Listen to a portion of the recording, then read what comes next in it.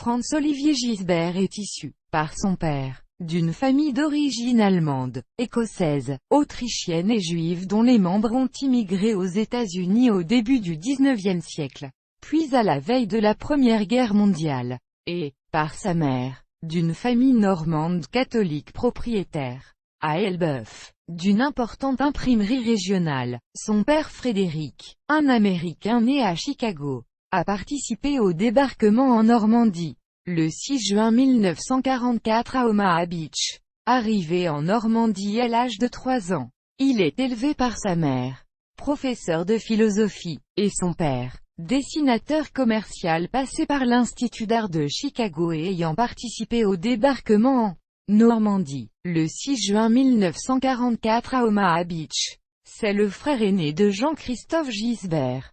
À 10 ans, il veut devenir écrivain et commence à écrire des nouvelles, sous l'influence d'une mère très croyante. Il suit une éducation religieuse dont il tire un fort attachement à la foi catholique et un vif intérêt pour les réformes de l'Église de Jean XXIII. Il a d'ailleurs tenu une chronique régulière dans le magazine français Panorama.